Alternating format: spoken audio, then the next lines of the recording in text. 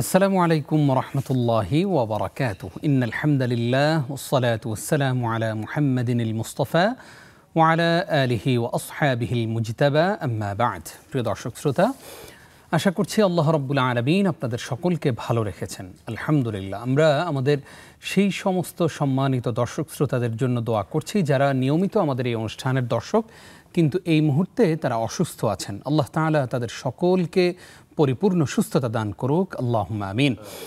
প্রিয় দর্শক, কাছে দূরে বিশ্বজুড়ে যেখান থেকে এই মুহূর্তে উপভোগ করছেন আপনাদের প্রিয় চ্যানেল নেক্সাস টেলিভিশনের পর্দায়, নেক্সাস টেলিভিশনের প্রাত্যহিক নিবেদন সরাসরি প্রশ্নোত্তরমূলক অনুষ্ঠান শরীফ হজ গ্রুপ নিবেদিত ইসলামী জীবন বিধান অনুষ্ঠানে আপনাদেরকে স্বাগত জানাচ্ছি। আমি নিজাম বিন মুহিব। প্রিয় দর্শক, আমরা প্রতিদিনই একটি গুরুত্বপূর্ণ বিষয়ে আলোচনা উপস্থাপন করবার চেষ্টা করি একজন বিদগ্ধ স্কলারের মাধ্যমে। প্রিয় দর্শক, সমসাময়িক গুরুত্বপূর্ণ আজকের আয়োজনে যিনি আমাদের সম্মানিত অতিথি হিসেবে আসন অলঙ্কৃত করেছেন, চলুন শুরুতেই তার সঙ্গে আমরা পরিচিত হয়ে নেই। বিজ্ঞ স্কলার হিসেবে আমাদের আমন্ত্রণে সাড়া দিয়ে আমাদের স্টুডিওতে এসেছেন বাংলাদেশের খ্যাতিমান স্কলার, অগণিত ছাত্রের ওস্তাজ, আমাদের প্রিয় আলেমে দ্বীন, বাংলাদেশ ইসলামী বিশ্ববিদ্যালয়ের সম্মানীয় সহকারী অধ্যাপক ফদিলাতুশ শেখ অধ্যাপক ডক্টর মোহাম্মদ মতিউল ইসলাম। আসসালামু আলাইকুম ওয়া রাহমাতুল্লাহ। ওয়ালাইকুম আসসালাম ওয়া রাহমাতুল্লাহি ওয়া হাইয়াকাল্লাহ ওয়া বাইয়াকুম উস্তাজ। ওয়া বারাকাল্লাহু ফীকুম। ওয়াইয়াক, কেমন আছেন? আলহামদুলিল্লাহ, আমি ভালো আছি। আলহামদুলিল্লাহ, আপনাকে পেয়ে আমরা অত্যন্ত আনন্দিত এবং আপনার মাধ্যমে আজকে গুরুত্বপূর্ণ একটি এপিসোড আমরা উপহার পাচ্ছি সেই প্রত্যাশাই করছি। আলহামদুলিল্লাহ। প্রিয় দর্শক, আপনারাও নিশ্চয়ই আমাদের সঙ্গে যুক্ত হয়ে যাবেন। স্ক্রিনে প্রদর্শিত নম্বরে আমাদেরকে ফোনে প্রশ্ন জানাতে পারেন নেক্সাস টেলিভিশন ইসলামিক এই ফেসবুক পেজে, যেখানে প্রতিদিনের লাইভটি সম্প্রচারিত হয়ে থাকে। আমরা এই আয়োজনটি টেলিভিশনের পাশাপাশি ফেসবুকেও সরাসরি সম্প্রচার করে থাকি। আজকে আমরা যে বিষয়ে আলোচনা শুনতে চাইব আমাদের প্রিয় স্কলারের কাছ থেকে, সেটি আমাদের প্রত্যেকের জন্য অত্যন্ত গুরুত্বপূর্ণ, আর তা হচ্ছে ভুল সংশোধনেই সফলতা। আমরা জানি যে আমরা প্রত্যেকেই ভুল করি, কিন্তু সেই ভুল আমরা অনেকেই সংশোধন করতে চাই না, অনেকে ভুলটাকে ভুল হিসাবে স্বীকার করতে চাই না, আবার অনেকে ভুলের উপরে ইস্তেকামত থাকতে চাই, অর্থাৎ ভুল করেছি, হ্যাঁ এটা আমারটাই সঠিক, এইরকম মনে করি। প্রিয় দর্শক, এইরকম মনে করার কোনো কারণ নেই এবং ভুল সংশোধনের মধ্যেই সফলতা যে রয়েছে সে বিষয়ে আলোচনা শুনব। পাশাপাশি শুরুতেই আমরা আমাদের এই যে ইসলামী জীবন বিধান এই অনুষ্ঠানের স্পন্সর শরীফ হজ গ্রুপ, তাদেরকে আমরা ধন্যবাদ দিতে চাই। তারা এই যে একটি বরকতময় অনুষ্ঠানের সঙ্গে সম্পৃক্ত হয়েছেন, আমাদের এই অনুষ্ঠানের মাধ্যমে অনেক বোনেরা, অনেক ভাইয়েরা উপকৃত হন এবং তারা প্রতিনিয়তই আমাদেরকে আপডেট দেন যে আমরা সবসময় আপনাদের অনুষ্ঠানটি দেখি এবং উপকৃত হচ্ছি। শরীফ হজ গ্রুপকে আমরা সেই জন্য ধন্যবাদ জানাই, বরকতময় আয়োজনের সঙ্গী হয়ে আখিরাতের জন্য কিছু সঞ্চয় করবার জন্যে এই যে এগিয়ে এসেছেন, আপনাদেরকে ধন্যবাদ এবং কৃতজ্ঞতা জানাচ্ছি। শেখ, আলোচনা শুরু করতে চাই। নবী করিম সাল্লাল্লাহু আলাইহি সাল্লামের ওই হাদিসটাকেই আমরা সামনে রাখতে চাই, কুল্লু বানি আদম খাত্তাউন খায়রুল খাত্তাইন আত-তাওয়াবুন, যে তারাই প্রত্যেক বনি আদমই গুনাহ করে বা ভুল করে, কিন্তু ওই ভুলকারী সর্বোত্তম যে তওবা করে ফিরে আসে। আপনি আমাদেরকে বলবেন, আমরা যদি ভুল করে থাকি, যেই কোনো কাজে বা ভুলের মধ্যে থাকি, ভুল পথে পা বাড়িয়ে থাকি, সেই ভুল থেকে নিজেদেরকে সংশোধন করে কিভাবে ফিরে আসলে আমরা সফল মানুষ হিসাবে আল্লাহর কাছে উপস্থাপিত হতে পারবো? বিসমিল্লাহ, আলহামদুলিল্লাহ, আসসালাতু ওয়াসসালামু আলা রাসূলিল্লাহ ওয়া বা'দ। আপনি যে হাদিসটা বলেছেন, যেহেতু রাসূলের কথা, জি জি, সেই হিসাবে রাসূলের কথার উপর তো আর কোনো হতে পারে না, মানুষ ভুল করতেই পারে। আনাস ইবনে মালিক রাদিয়াল্লাহু তাআলা আনহু উনি একটা কথা বলেছেন গুরুত্বপূর্ণ, কুল্লুন ইউখতি ওয়া ইউসিব ইল্লা সাহিবু হাযাল কবর। সকলে ভুল করতে পারে, ইউখতি ওয়া ইউসিব, ঠিকও করতে পারে, কিন্তু এই কবরে যিনি আছেন তার থেকে কোনো ভুল হয়নি। এটা গেল একটা। আর আল্লাহ রাসূল তো বলেছেন যে ভুল মানুষ করতেই পারে, বনি আদম, তিনি শুধু বনি আদম বলছে, সমস্ত মানুষই ভুল করতে পারে, তবে ভুল থেকে ওই যে তাওয়াবুন মানে ওই কাজকে ভুল স্বীকার করে সেখান থেকে ফিরে আসা, লজ্জিত হয়ে যাওয়া যে আমি এই কাজটা করলাম, এটা ঠিক হয়নি। তো এর একটা উদাহরণ দিলে আমাদের দর্শকদের জন্য আমি মনে করি এটা দর্শকরা এই উদাহরণটি যদি মনে রাখতে পারেন ভালো হবে। খলিফাতুল মুসলিমিন ওমর রাদিয়াল্লাহু তাআলা আনহু তিনি একটা পর্যায়ে ওই মাহারানা নির্ধারণ করে দিলেন যে এত টাকার বেশি দেয়া যাবে না। জি জি। একজন মহিলা এসে ওনাকে সূরা নিসার 20 নম্বর আয়াত পড়ে শোনাবার আগে বলছিলেন, আল্লাহ দিচ্ছে, ওমর নিষেধ করতেছে, খলিফা নিষেধ করতেছে। খলিফা তো বলল, কি কয়, যেখানে আল্লাহ দিচ্ছে আমি নিষেধ করার কে? জি জি। তো তখন তিনি সূরা নিসার 20 নম্বর আয়াতটা পড়ে দিলেন। তখনকার সময় তো ওনারা ছিল তো জ্ঞানী, জি জি। জ্ঞান তো ছিল তাদের কাছে। তো সেটা পড়ে দিলে পড়েই ওখানে লেখা আছে আয়াতটা এইভাবে, যদি তোমাদের কেউ কেন্তার শব্দ এসেছে 20 নম্বর আয়াতের ভিতরে, আতাইতু মেহদাহুন্না কেন্তারান, তোমরা যদি তোমাদের বিবাহে স্ত্রীকে কোনো মেয়েকে বিবাহ করার সময় কেন্তার পরিমাণ মাহার দাও, তো কেন্তার হলো অডেল, পাহাড় পরিমাণ। তো আল্লাহ যেখানে পাহাড় পরিমাণ বলছে, অডেল বলছে, কোনো নির্দিষ্ট করে দেয়নি, সেখানে আপনি বলতেছেন যে এত টাকার উপরে, এত দিনের উপরে দেয়া যাবে না। এটা শোনার সাথে সাথে ওমর রাদিয়াল্লাহু তাআলা আনহু যে কথাটা বলেছেন, এটা পৃথিবীর সকল মানুষের জন্য, সকল রাষ্ট্রনায়কের জন্য, সকল চেয়ার যারা বসে আছে পদপদবী নিয়ে, সবার জন্য এই কথাটাতে, ওমরের এই কথাটাতে শিক্ষণীয় বিষয় আছে। তিনি বললেন, লাকাদ আসাবাত ইমরাআতুন ওয়া আখতাআ ওমর, আহারি, একজন মহিলা না ঠিক কথা বলল, ওমর খলিফা ভুল করেছে, আল্লাহু আকবার, নিজের ভুল থেকে উঠে এসেছেন। জি। আবার স্বীকৃতিও দিলেন যে আপনি যেটা বলছেন, তাও এখানে দেখেন মহিলাদের অধিকার। এটা নয় যে একজন মহিলা একজন খলিফাকে, খলিফাতুল মুসলিমিনকে বলার কে। ইসলাম যে নারীদেরকে যে অধিকার দিয়েছে, আমাদের নারী অধিকার নিয়ে কথা না আজকে, জি জি। কয়েক সেকেন্ডে এটা বলতে চাই। যদি ইসলামরা না, মানে ইসলামী শাসন আমাদের নারীরা দেখতো, গোটা পৃথিবীতে নারীরা যে মানে আনন্দে মন ভরে যেত যে আল্লাহ ইসলামকে আমাদেরকে এত অধিকার দিয়েছে। জি। তো যাই হোক, অধিকার নিয়ে আলোচনা না, এই যে ওমর তার ভুলটা হয়ে গিয়েছে, উনি একটা আইন দিয়েছেন, উনি খলিফাতুল মুসলিমিনের পক্ষ থেকে একটা নির্দেশ দিয়েছেন, যখন কোরআন দিয়ে বুঝাই দিল যে আপনার এই নির্দেশটা ঠিক হয়নি, রব্বুল আলামিন দিচ্ছেন আর আপনি খলিফা হয়ে নিষেধ করতেছেন, কেড়ে নিচ্ছেন। হ্যাঁ কেড়ে নিচ্ছেন, এইটা তো ঠিক করেন নাই। তখন তিনি বলছেন, লাকাদ আসাবাত ইমরাআতুন ওয়া আখতাআ ওমর, আল্লাহু আকবার, মহিলা ঠিক বলছে আর ওমরে ভুল বলছে। জি জি। রাষ্ট্রীয় প্রধান, রাষ্ট্রের প্রধান হয়ে প্রধান চেয়ারে বসে ঘোষণা দিয়ে বললেন যে মহিলা ঠিক বলেছে, ওমর ভুল করেছে। এই ছিল তাদের কাছে কোরআন সুন্নাহর আমল। জি। শোনার সাথে সাথে তখন অত ওয়াজ লাগতো না, আমরা তো কত ওয়াজ করি, তারপরও কেউ শোনে না। একটা আয়াত পড়ে দিয়েছে, একটা হাদিস বলে দিয়েছে, হয়ে গিয়েছে, সব ঠিক হয়ে গিয়েছে। আল্লাহু আকবার। ঠিক এই প্রসঙ্গে আসবো ইনশাআল্লাহ, একটা ফোন নিয়ে আসি। আসসালামু আলাইকুম ওয়া রাহমাতুল্লাহ। ওয়ালাইকুম আসসালাম ওয়া রাহমাতুল্লাহি ওয়া বারাকাতুহু। আমি মিস্তিকামণি বলছিলাম বাড়িধারা থেকে। জি জি, বলুন প্লিজ। জি স্যার, কেমন আছেন আপনারা? আলহামদুলিল্লাহ, আশা করছি আপনারাও ভালো আছেন। জি আলহামদুলিল্লাহ, আল্লাহ তাআলা খুবই ভালো রেখেছেন। আলহামদুলিল্লাহ। স্যার, আমার দুটো কোয়েশ্চেন আছে।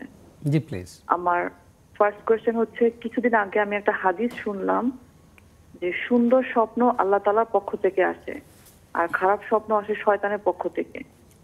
তো আমি আবার এটাও শুনেছি যে দিনের বেলার স্বপ্নগুলো সাধারণত নাকি শয়তান দেখায়।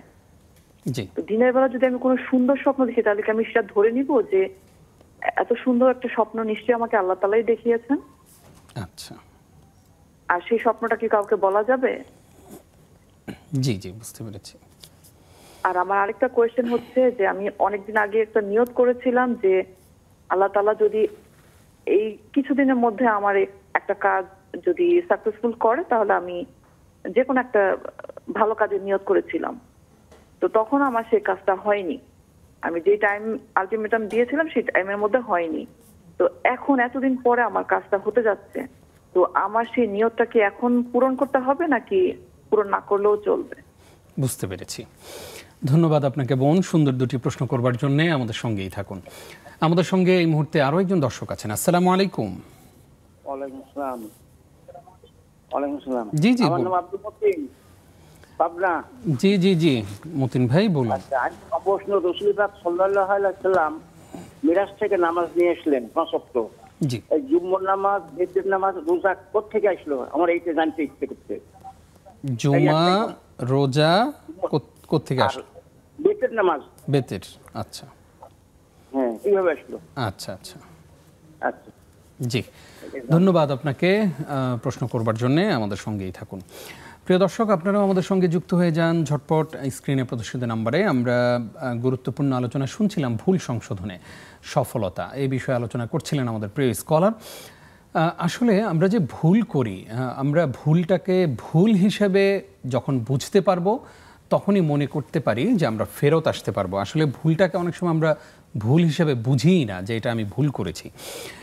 শেখ, আমরা গুরুত্বপূর্ণ আলোচনায় আবারও ফিরবো ইনশাআল্লাহ। আমাদের হাতে কিছু প্রশ্ন আছে, সেই প্রশ্নগুলোর জবাব দিয়ে। আমাদের এক বোন মৃত্তিকা মণি, তিনি আমাদের নিয়মিত দর্শক এবং সবসময় প্রশ্ন করে থাকেন। উনি প্রশ্ন করেছেন যে সুন্দর স্বপ্ন আল্লাহর পক্ষ থেকে আসে, খারাপ স্বপ্ন শয়তানের পক্ষ থেকে আসে, এটা উনি শুনেছেন। তো ওনার প্রশ্নটা হচ্ছে যে দিনের বেলায় যদি আমি কোনো সুন্দর স্বপ্ন দেখি, আমি কি এটা মনে করতে পারি যে এটা আল্লাহ তাআলাই দেখিয়েছেন এবং এটা কি কারো কাছে প্রচার করা যাবে? হ্যাঁ, জাযাকাল্লাহ খায়র। আমি সাথে একটা শুনছি যে উনি যেন কি বলছিলেন যে আমি একটা হাদিসে পেয়েছি জি জি শয়তানের পক্ষ থেকে খারাপ স্বপ্ন। আসলে এই হাদিস আমি পাইনি, জি কিন্তু স্বপ্নের সূরা ইউসুফের মধ্যে ক্বালু আদগাসু আহলাম একটা আয়াত এভাবে এসেছে, সুস্বপ্ন।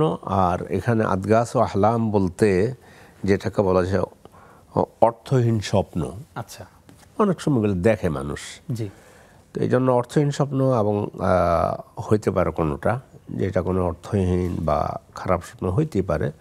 আর সুস্বপ্ন আছে, সুস্বপ্ন তার সহিহ হাদিসে আসছেই যে সুস্বপ্ন নবুয়তের 46 ভাগের 1 ভাগ। আচ্ছা আচ্ছা, তো এই জন্য সুস্বপ্ন তো ভালোই, আলহামদুলিল্লাহ। প্রচার করা যাবে প্রচার করা যাবে কি না, আপনি যদি প্রথমত যার কাছে বলবেন তিনি একটা নির্ভর লোক যদি হন, নির্ভরযোগ্য লোক, তাহলে বলেন পরামর্শ। আর আপনি নিজেও বুঝবেন যে হয়তো আপনি ইনশাল্লাহ এটা সুস্বপ্নই দেখেছি, তারপরে একজন নেককার লোকের নিকট এটা বলতে পারেন যে আমি দেখলাম, কি মনে করেন। এখন বিষয়টা মানে যেমন ইউসুফ আলাইহিসসালাম স্বপ্নের তাবিরের ব্যাপারে স্বয়ং বলছেনও যে আল্লাহ আমাকে স্বপ্নের তাবিরটা শিখিয়েছেন। তো ঠিক আছে, যাই হোক, নেককার লোকদের স্বপ্ন মানে কাছে বর্ণনা করা যাবে।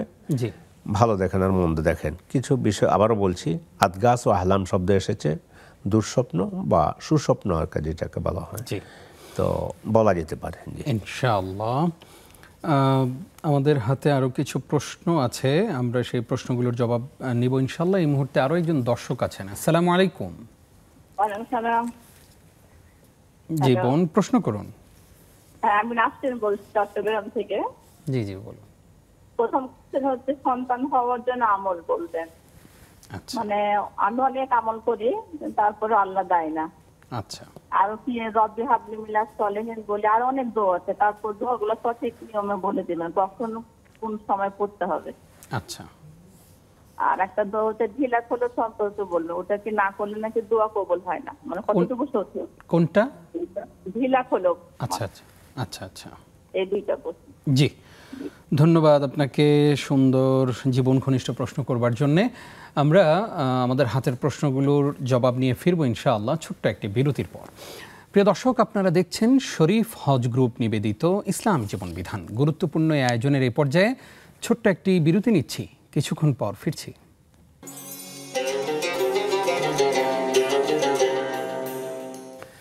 প্রিয় দর্শক, আরও একবার স্বাগত জানাচ্ছি আপনাদেরকে। দেখছেন নেক্সাস টেলিভিশনের নিয়মিত আয়োজন শরীফ হজ গ্রুপ নিবেদিত ইসলামী জীবন বিধান। আজকে ভুল সংশোধনে সফলতা এ বিষয়ে আলোচনা শুনছিলাম শুরুতেই। এই পর্যায়ে আমরা প্রশ্নের জবাব দিচ্ছি। আজকে আপনাদের প্রশ্নগুলোর জবাব দিচ্ছেন ডক্টর মতিউল ইসলাম। উস্তাজ, আপনাকে আরও একবার স্বাগত জানাচ্ছি।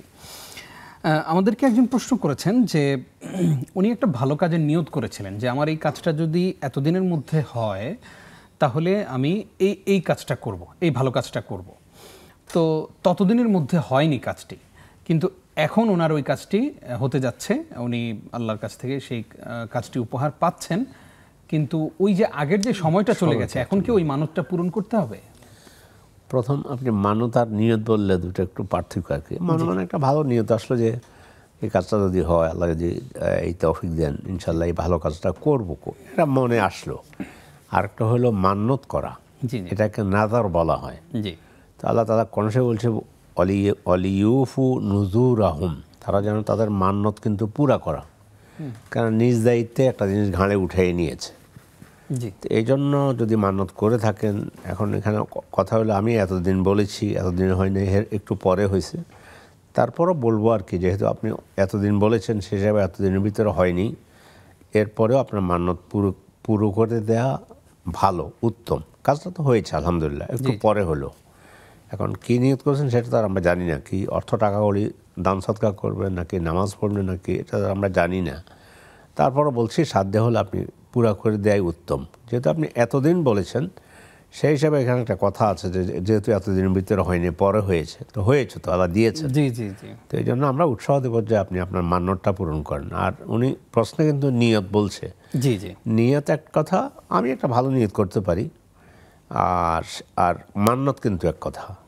এটাকে নাজার বলা হয় আরবিতে, স্পষ্ট কোরআন শব্দটা এসেছে, হাদিসও এসেছে, সেই সব মান্যত হয়ে গেলে কিন্তু পুরো করে দেয়াই উচিত, যেটাই মনে করি আর কি ইনশাআল্লাহ। আশা করছি আমাদের বোন তার প্রশ্নের জবাব পেয়ে গেছেন। আমাদের সঙ্গে এই মুহূর্তে আরো একজন দর্শক আছেন। আসসালামু আলাইকুম। ওয়ালাইকুম আসসালাম। হুজুর, আমি মোসাম্মদ নীলা বলছিলাম পাবনা সদর থেকে। জি, জি, বলুন। জি, আমার একটাই প্রশ্ন ছিল, মানে বাচ্চার আকিকা দেওয়ার জন্য ওই যে খাসি দিয়ে যদি দেয়া হয়, মানে ছেলে ছাগল না মেয়ে ছাগল দিয়ে কি খাসি মানে আকিকা দেয়া যাবে? আচ্ছা, আচ্ছা, জি, এই বিষয়ে একটু বুঝতে পেরেছি।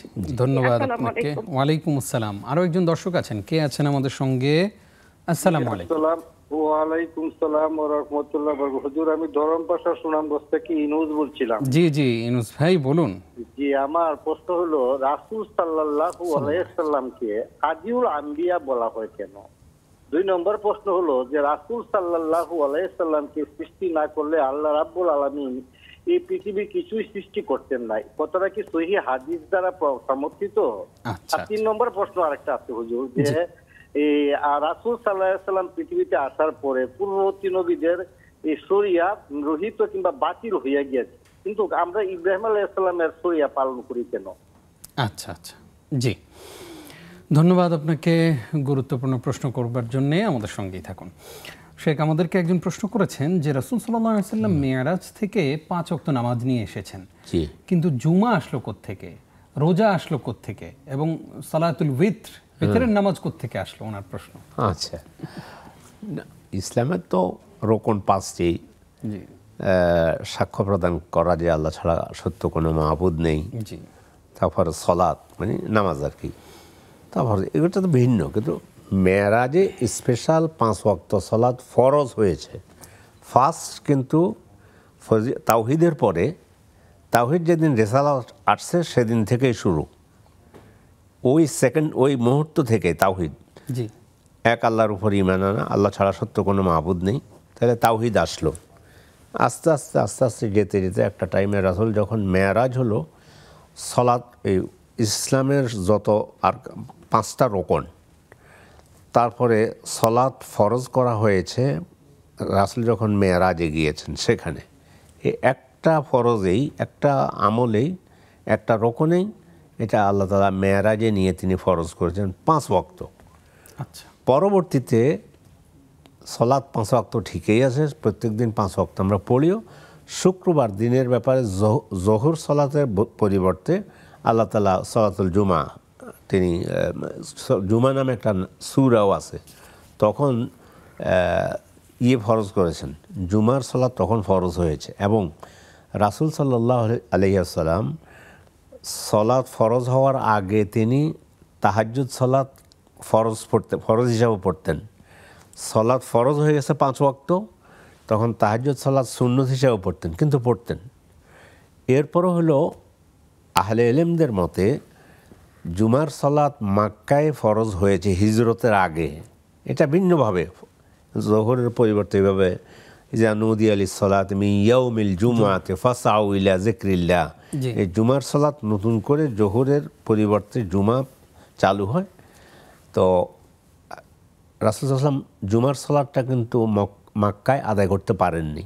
অধিকাংশ স্কলারদের মতে, আমি স্কলার বললেই এটা মেন করে যে ইমামদের মতে আর কি, ফরজ হয়েছে কিন্তু মক্কাতেই, কিন্তু আদায়টা হয়েছে তিনি হিজরত করেছেন, কোবা গেলেন, কোবা গিয়ে মদিনার পথে যাত্রা শুরু, কোবা থেকে মসজিদে কোবা থেকে আর বর্তমান মসজিদ নববী থেকে 3.5 কিলোমিটার দূর। রাস্তায় আসতে যেতে সেটা বেশি হইতে পারে, কিন্তু সুতা দিয়ে টেনে নিলে 3.5 কিলোমিটার দূর। এই 1 মিটারের মতো গেছে পরেই তখনই ওই জুমার ওয়াক্ত হয়ে গিয়েছে। তখন বনু সালেম বিন আউফ গোত্রের মসজিদে আল্লাহ রাসূল সাল্লাল্লাহু আলাইহি ওয়াসাল্লাম ওনার জীবনের প্রথম জুমার সালাত আদায় করেন। ফার্স্ট জুমার সালাত আদায় করেন। তাইলে বোঝা গেল আগে তো সালাত 5 ওয়াক্ত ফরজ হয়েছে, পরে আল্লাহ চেয়েছেন যে ঠিক আছে শুক্রবার দিন জোহরের পরিবর্তে মানে আল্লাহর বান্দারা যেন, মুমিনরা যেন আর একটু বড়োভাবে সংগঠিত হইতে পারে, সেই জন্য আল্লাহ চেয়েছেন, তিনি জুমার সালাতটা করেছেন। রোজা টোজা তো এটা তো আছেই, এটা তো কোনো কন্ট্রাডিক্টরি কোনো কিছু নয়। আপনি মনে করে বলবেন এটা রোজা করছে আবার জাকাত কেন করলো, এগুলো তো কোনো প্রশ্ন নাই, এগুলো আল্লাহ করেছেন আমরা মেনে নিয়েছি, এটাই কথা। জাকাত তো অনেক পরে ফরজ হয়েছে, একবার অনেক পরে। রমজান তো ফরজ হয়েছে একেবারে সেই মদিনা আসার পরে বোধ দ্বিতীয় হিজরিতে, এইভাবে আর কি। হজ তো ফরজ হয়েছে একেবারে 9ম হিজরিতে গিয়ে। তো এগুলো যোগ হইতে হইতে এখন ইসলাম কমপ্লিট কোড অফ লাইফ। এখন আর বিন্দুমাত্র কিছু যোগ করার কোনো সুযোগ নেই, সামান্য কিছু বাদ দেওয়ার সুযোগ নেই। জি, আশা করছি আমাদের ভাই বিষয়টি ক্লিয়ার হয়েছেন। আমাদেরকে একজন প্রশ্ন করেছেন যে সন্তান হওয়ার কোনো আমল আছে কিনা। দোয়া, যেমন সূরা ফুরকানের 74 নম্বর আয়াতটা বেশি বেশি দোয়া করবেন। রব্বানা হাবলানা মিন আজওয়াজিনা ওয়া যুররিয়াতিনা কুররাতা আয়ুনিন ওয়াজআলনা লিল মুত্তাকিনা ইমামা। আল্লাহ আমাদেরকে দান করুন, রব্বানা হাবলানা মিন আজওয়াজিনা ওয়া যুররিয়াতিনা। স্ত্রী থেকে তো সন্তান আসবে, তো প্রথম স্ত্রী চেয়েছে যে নেককার স্ত্রী দান করেন এবং নেককার সন্তান দান করেন। বিয়ে শাদীর উদ্দেশ্যের মধ্যে একটা উদ্দেশ্য এটাও থাকবে, পরবর্তী জেনারেশন আগমন হবে, এভাবে দুনিয়া চলতে থাকবে। শুধু বিয়ে শাদী এটা না, বিয়ে শাদী করার জন্য করলাম না, এই জন্য বিয়ে শাদীর একটা উদ্দেশ্য এটা থাকবে স্বামী স্ত্রীর মধ্যে, দুইজনের মধ্যে, যে আল্লাহ যেন পরবর্তীতে আমাদের থেকে নেক সন্তান আমাদেরকে দান করেন। নবীরা দোয়া করেছেন, ইব্রাহিম আলাইহিস সালাম দোয়া করেছেন, জাকারিয়া আলাইহিস সালাম দোয়া করেছেন, জীবনের শেষ মুহূর্তে আল্লাহ সন্তান দান করেছেন। এবং ইব্রাহিম আলাইহিস সালামের স্ত্রী তো মাথায় বা হাত মেরে বললো যে আমার এই বয়সে কেমনে সন্তান হবে, তো বললো যে কাজা আলিক, এইভাবে আল্লাহ পারেন দিতে। তো এক কথায় বোন যেটা বলেছেন, কি আমল করবো, দোয়া করবেন আল্লাহর কাছে। আর এর সাথে দুনিয়াবি চেষ্টা তো থাকতে হবে। সম্ভবত আমার আর কি শেখ, আমাদের বড় প্রখ্যাত একজন শেখ, ওনার কাছে আশরাফ আলী থানভী রাহিমাহুল্লাহ, বোধহয় ওনার কাছে একজন লোক আসে বললো যে আমার জন্য দোয়া করেন সন্তান হওয়ার জন্য। তো করছে, আবারও আসলে বললো যে তো বিয়ে করছো কবে, কয় এখনো বিয়ে টিয়ে করিনি। বলে আসবাব তো লাগবে, মানে বিয়ে শাদী করতে হবে, তারপরে কোনো সমস্যা দেখলে ডাক্তারের কাছেও যাবে, কিন্তু এর আগে কিন্তু দোয়া করবে সবসময় দোয়া অভ্যাস রাখবে। আর কোনো সমস্যা হলে কারো ডাক্তারের পরামর্শ নিতে পারো ইনশাআল্লাহ। আশা করছি আমাদের বোন বিষয়টি বুঝেছেন এবং সে অনুযায়ী আমল করবেন। এই মুহূর্তে আমাদের সঙ্গে আরো একজন দর্শক আছেন। আসসালামু আলাইকুম। ওয়ালাইকুম আসসালাম। আসসালামু আলাইকুম। ওয়ালাইকুম আসসালাম। জি বোন, প্রশ্ন করুন। আমার দুটো প্রশ্ন। আচ্ছা জি, আমার 1 নাম্বার প্রশ্ন হলো জোহরের নামাজ কত রাকাত পড়তে হবে? 12 রাকাত না 10 রাকাত? জাওয়ালের নামাজ, জোহরের নামাজ, জোহর। আচ্ছা আচ্ছা, আর 2 নাম্বার হলো এশার নামাজ কি 9 রাকাত নাকি কত রাকাত পড়তে হবে? এবং বেতের নামাজ সালাম ফিরানোর পর কি কিছু পড়তে হয়? আচ্ছা আচ্ছা, জি অসংখ্য ধন্যবাদ বোন, থাকুন আমাদের সঙ্গেই। আপনারা দেখছেন নেক্সাস টেলিভিশনের নিয়মিত আয়োজন শরীফ হজ গ্রুপ নিবেদিত ইসলামী জীবন বিধান। সময় হলো ছোট্ট একটি বিরতির, কিছুক্ষণ পর ফিরছি ইনশাআল্লাহ, আমাদের সঙ্গেই থাকুন।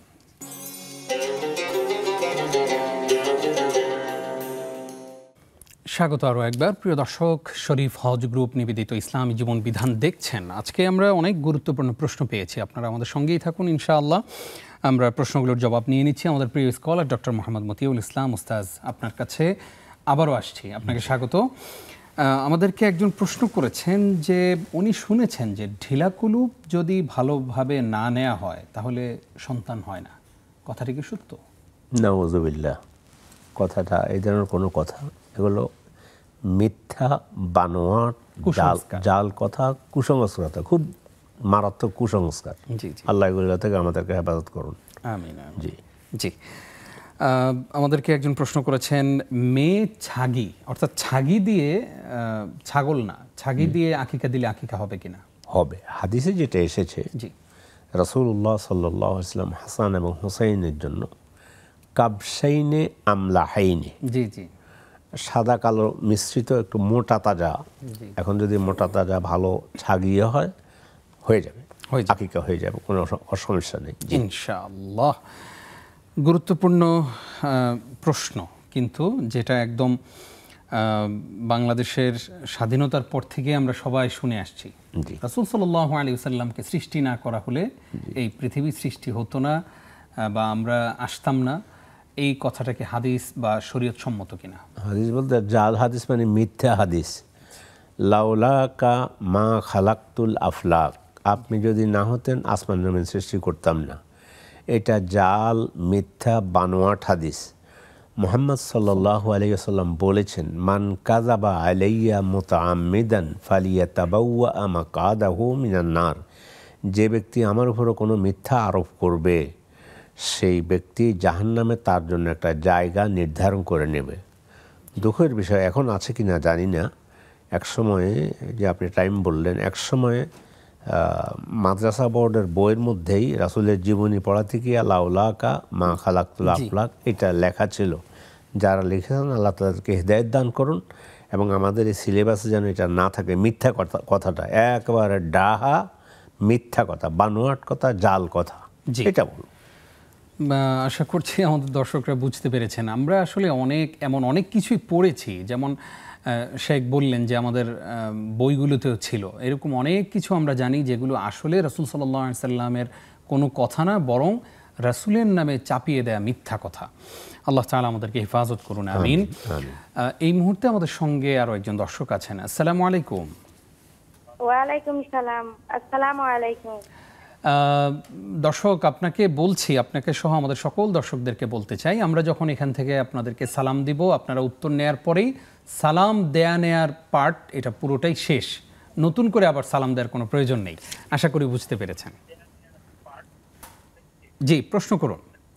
জি, আমার প্রশ্ন হচ্ছে, আমি সকল নফল নামাজে সূরা ইখলাস পড়তে আমার মানে আত্মতৃপ্তি আসে, তাহলে এখানে কি ওই যে সূরার একটা ধারাবাহিকতা আছে, এটার কি কোনো খেলাফ হবে কি? আচ্ছা। আর দ্বিতীয় নাম্বার প্রশ্ন হচ্ছে, আমার মনে করেন যে মেয়েদের তো পিরিয়ডের একটা সময় থাকে, সেই সময়ের মনে করেন শেষে আমি ফরজ গোসলের পর নামাজে দাঁড়াই, তে নামাজের শেষে আমি অনুভব করি যে আমার হালকাভাবে আবার পিরিয়ড চালু হয়েছে, তাহলে এখানে কি আমার নামাজের কোনো গুনাহ হবে কি বা নামাজ হবে কি? বা যখন আমার এই পিরিয়ড শেষ হবে তখন আমাকে ফরজ গোসল করে আবার সাথে সাথে নামাজে যেতে হবে কি? জি জি, বুঝতে পেরেছি। আমি জিন্দেগি নামের বই থেকে হচ্ছে কিছু আমল করার চেষ্টা করি, এটা সঠিক আছে কি? ইসলামের জিন্দেগি, আহকামে জিন্দেগি। আচ্ছা, জি, ধন্যবাদ আপনাকে। আপনি থাকুন এই আয়োজনের সঙ্গে। আরও একজন দর্শক আছেন। আসসালামু আলাইকুম। দুঃখিত, লাইনটি ডিসকানেক্ট হয়ে গেছে। দর্শক আরও একবার চেষ্টা করতে থাকুন ইনশাআল্লাহ।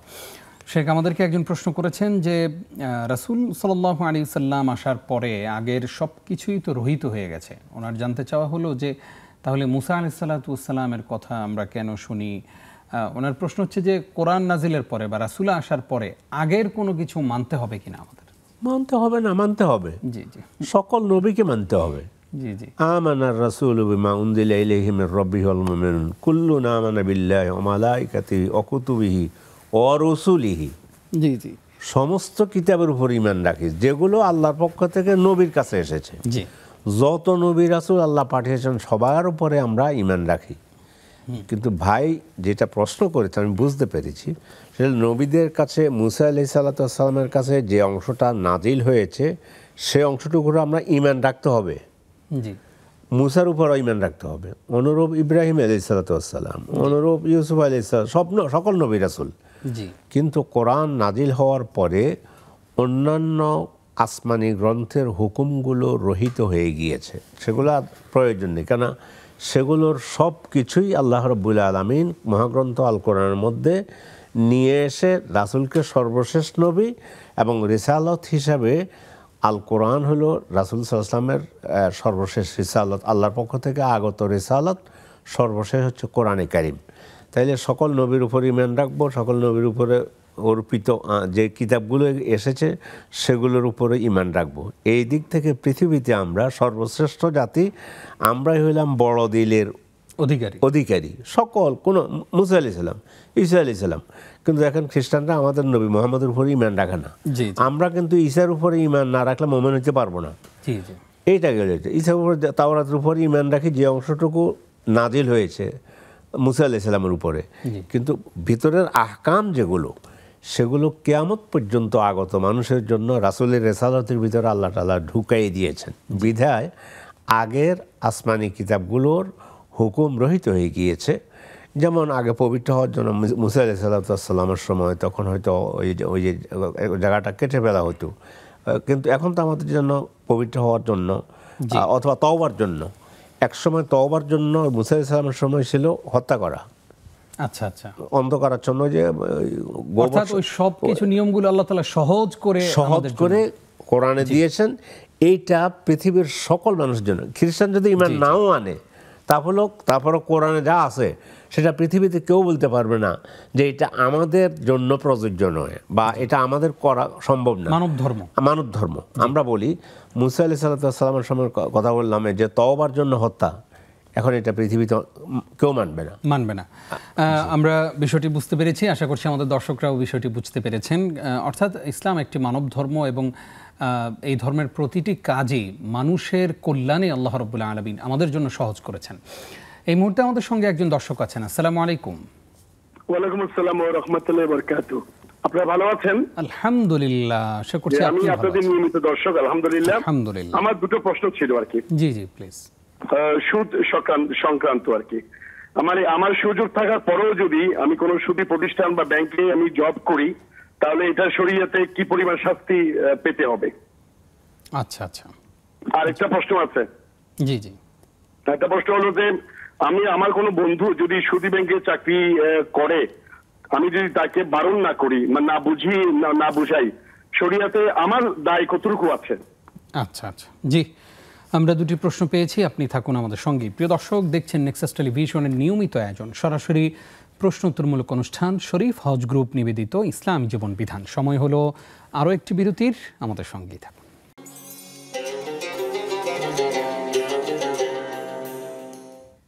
প্রিয় দর্শক, দেখতে দেখতে অনুষ্ঠানের একেবারেই শেষের দিকে চলে এসেছি। অল্প কিছুক্ষণ রয়েছি আমরা গুরুত্বপূর্ণ অনেকগুলো প্রশ্ন পেয়েছি। ঝটপট করে সেই প্রশ্নগুলোর জবাব দেওয়ার চেষ্টা করছি। আমাদের সময় স্বল্পতার কারণে আপনাদের সবার প্রশ্নের জবাব দিতেও পারি না। অনেক সময় দেখা যায় যে ফেসবুকে আমাদেরকে যারা প্রশ্ন করেন তারা হয়তো মনে কষ্ট পান, কিন্তু আসলে আমাদের জায়গাটুকুর বিষয়টাও খেয়াল করবেন যে সময় স্বল্পতার কারণে আমরা সবগুলো প্রশ্নের জবাব দিতে পারি না। আল্লাহ তাআলা আপনারা যে সম্পৃক্ত থাকেন আমাদের সঙ্গে, এটারই অনেক বড় সওয়াব পেয়ে যাবেন ইনশাআল্লাহ। শেখ, আপনাকে আরও একবার স্বাগত। আমাদেরকে একজন প্রশ্ন করেছেন যে জোহরের নামাজ কত রাকাত? আচ্ছা, সাথে ফরজ। জি জি। এই জন্য আমরা এটা বললে লাভ হবে। এটা একজন রিকশাওয়ালা যদি শুনে যে জোহর নামাজ 4 রাকাত, জুমার নামাজ 2 রাকাত, এরপরে ঈশার নামাজ 4 রাকাত, তাহলে অন্তত পক্ষে ফরজটা কিন্তু আদায় করবে। জি জি। তারপরে আমরা এটা কিন্তু অনুৎসাহিত করব না, উৎসাহ দিব যে সুন্নত আদায় করবেন। সুন্নত আদায় করলে সুন্নাহ রাতে বা আবার 12 রাকাত। জি। সেটা হলো জোহরের আগে 4 রাকাত, জোহরের পরে 2 রাকাত, 6 রাকাত। জি। মাগরিবের পরে 2 রাকাত, 8 রাকাত, ঈশার পর 2 রাকাত 10 রাকাত, ফজরের আগে 2 রাকাত 12 রাকাত। এইভাবে বলবো যে সুন্নাহ মুআক্কাদা, যেটাকে আরব দেশে সুন্নাহ রাতেবা বলে। তাহলে এটা পাইলাম। আপনি প্রথম হলো ফজরের নামাজ 2 রাকাত, জোহরের নামাজ 4 রাকাত, আসরের নামাজ 4 রাকাত, মাগরিবের নামাজ 3 রাকাত, ঈশার নামাজ 4 রাকাত, এইভাবে বলবো আমরা। এটা হলো ফরজ, এটা ফরজ। এই ফরজ বলার পরে তখন আমরা সুন্নতের জন্য উৎসাহ দেব, সুন্নতের সাথে নফলের জন্য উৎসাহ দেব, নিরুৎসাহিত করব না। মুহাম্মদ সাল্লাম নফল নামাজ পড়তে পড়তে পা ফুলে যেত। আয়েশা জিজ্ঞাসা করলেন, আপনার পূর্বাপর সব আল্লাহ মাফ করে দিয়েছেন, কিন্তু আপনি এত এত মানে বেশি নামাজ পড়েন কেন, কষ্ট করেন কেন? বললো তিনি, ইয়া আয়েশা আফালা কুনা আবদান শাকুরা, আয়েশা আমি কি আল্লাহর কৃতজ্ঞ বান্দা হব না? তো এই জন্য আমরা নিরুৎসাহিত করতেছি না, উৎসাহ দিচ্ছি।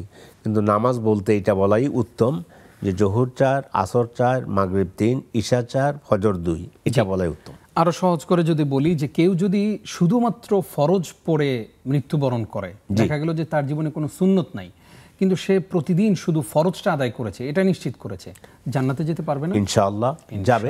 ইনশাআল্লাহ। খুবই গুরুত্বপূর্ণ একটি প্রশ্নের জবাব আমরা জানলাম। প্রিয় দর্শক, আমাদেরকে আরেকটি প্রশ্ন করেছেন তিনি যে এশা কয় রাকাত? আপনি যদিও এই প্রশ্নের জবাব দিয়ে দিয়েছেন, বেতেরের নামাজটা কি পড়তেই হবে কিনা? হ্যাঁ, এখানে এসে আলেমদের মধ্যে দুটো মত। তার মধ্যে আহলে ইলমদের মধ্যে একমত হচ্ছে বেতের পড়তে হবে, সালাতুল ওয়েতের, অর্থাৎ বেতের সালাত। আর আহলে ইলম বলছে সালাতুল বেতেরও সুন্নাহ মুআক্কাদার মধ্যে বলেছেন, বললেও পড়তেই হবে, এটার পক্ষে আলেমদের মত বেশি এবং দলিলটা বেশি মজবুত, মানে ওয়াজিব বলেছেন আর কি। সেই হিসেবে বেতেরটা আদায় করুন, করতে হবে। জি জি, ইনশাআল্লাহ। একজন জানতে চেয়েছেন যে উনি যত নফল নামাজ পড়েন সব নামাজেই প্রতি রাকাতেই সূরা ইখলাস পড়েন এবং এটাতে উনি আলাদা একটা তৃপ্তি পান। ওনার প্রশ্ন হচ্ছে যে সূরার যে ধারাবাহিকতা রয়েছে সেটা যে আমি রক্ষা করলাম না, এর জন্য কি আমার নামাজ হচ্ছে না, নাকি আমার সূরার ধারাবাহিকতা রক্ষা করতেই হবে? না, নামাজ হয়ে যাবে, নামাজ হয়ে যাবে। একজন সাহাবী পড়তেন, আল্লাহ রাসূল উৎসাহ দিয়েছেন, উনি বলছেন যে আমার কাছে এটা বেশি ভালো লাগে। আল্লাহ তাওহীদের কথা তো একনিষ্ঠভাবে আল্লাহ তাওহীদের কথা আছে এটাতে, তাতে আপনি যদি এভাবে পড়েন আপনার সালাত আদায় হয়ে যাবে, অসুবিধা হবে না। প্রসঙ্গত জানতে চাই, কেউ যদি মনে করেন যে আরে এই সূরাটা তো একদম ছোট, এটাই আমার জন্য সহজ, আমি কোরআনের আর কোনো সূরা শিখলাম না, শুধু এটা দিয়ে নামাজ পড়তে থাকলাম, তার ব্যাপারে আপনার বক্তব্য? না, এইভাবে চিন্তা করা ঠিক হবে না। হ্যাঁ, সূরা ইখলাসের জন্য আমার একটা মহব্বত, এখানে শুধু তাওহীদের কথা বলেছে। জি জি, তো এই জন্য সেই হিসাবে আল্লাহ রাসূল অনুমোদন দিয়েছেন, কিন্তু এইটা বেশি ছোট আর শিখা লাগবে না। এটা হলো তো আল্লাহর কোরআনের প্রতি ওনার আগ্রহ নেই। আপনি কোরআন শিখতেছেন, পড়তেছেন, কিন্তু এটা দিয়ে নামাজ পড়লে নামাজ আদায় হয়ে যাবে, ফরজ নামাজগুলো পড়লে হয়ে যাবে।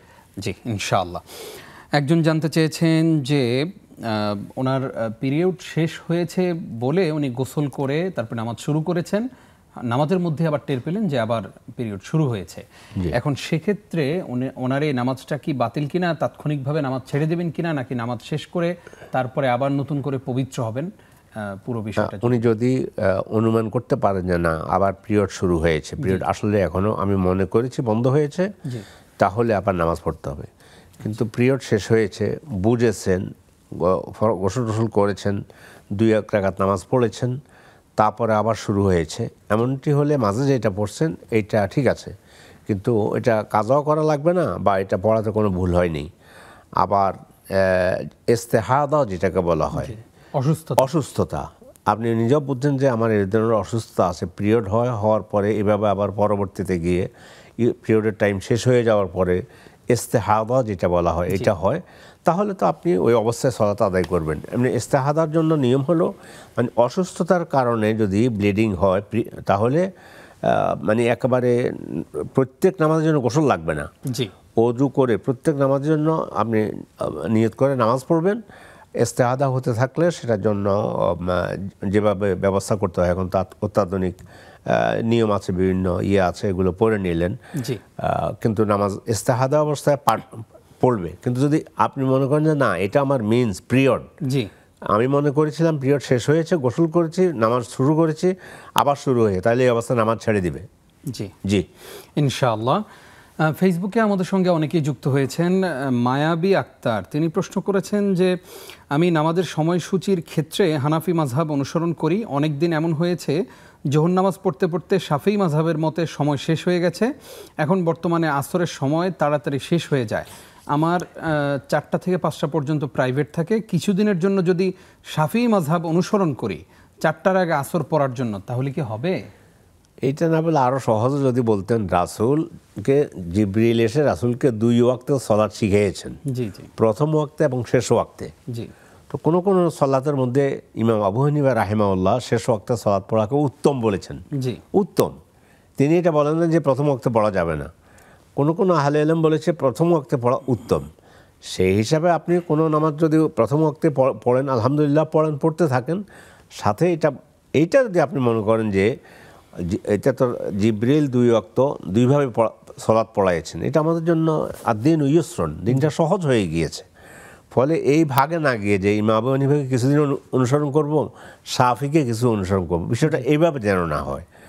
আপনি কোরআন হাদিসকে অনুসরণ করেন, সেটার দিক থেকে যদি আপনি মনে করেন যে ইমাম আবু হানিফার এই মতটা আমার কাছে ভালো লেগেছে কোরআন হাদিসের দৃষ্টিকোণ থেকে, ওনাকে অনুসরণ করলেন অথবা শাফিকে অনুসরণ করলেন, তাতে কোনো ক্ষতি হবে না। জি জি, আশা করছি জবাব পেয়েছেন। সাইদা মিম তিনি প্রশ্ন করেছেন, মেয়েদের সম্পত্তি নিজের টাকা প্লাস বাবার অংশ স্বামী সন্তান না থাকলে সদকায়ে জারিয়ার উদ্দেশ্যে এতিমখানা বা মাদ্রাসায় দেবার জন্য উইল করে রাখা যাবে কিনা? উইল করে রাখা যাবে না, আপন ভাই বা আত্মীয় স্বজনের জন্য রেখে যাওয়া ইসলামের নিয়ম অনুযায়ী কোনটা উত্তম? কেন বাইরে তো পাবেই। জি জি, আপনার ছেলে নাই, জি, তাহলে ছেলে নাই, ছেলে মেয়ে নাই, দেখতে পাওয়া আর কে আছে? মা আছে, বাবা আছে, ভাই আছে, আপনার হাজব্যান্ড আছে কিনা? এক কথায় তো এই উত্তর দেওয়া সম্ভব না। আপনি যদি সুন্দর করে বলতেন আমি আমার মৃত্যুবরণ করলে, এবং করবেন কখন, এক কথা বলতে পারেন কোনো মহিলা মৃত্যুবরণ করেছে, মৃত্যুবরণ করার সময় তার স্বামী আছে কিন্তু ছেলে মেয়ে নেই, আর মা আছে, বাবা আছে অথবা ভাই আছে, তখন কিন্তু সম্পদের গতিতে স্বামী হাজব্যান্ডের কাছে চলে যাবে 4 ভাগের 1 ভাগ। মা বাবা থাকলে ওনাদের কাছে ওনাদের অংশ চলে যাবে, বাকিটা ভাইরা পেয়ে যাবেন। তো ফলে আপনি যেভাবে শুধু বললেন যে আমার ছেলে মেয়ে নাই, এটাকে আমি উইল করে যাব কিনা, উইল করা তো এক কথা, একটা এতিমখানায় সেটা ভিন্ন কথা, সেটাকে আমরা ওসিয়ত বলতে পারি।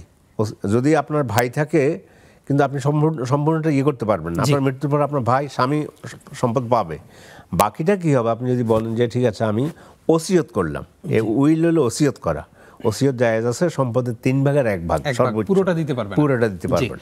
জবাব পেয়ে গেছি। একদম এক কথায় জানতে চাই, সুযোগ থাকা সত্ত্বেও কেউ যদি সুদী ব্যাংকে চাকরি করেন তার ওই হালাল ইনকামটা হালাল হবে না?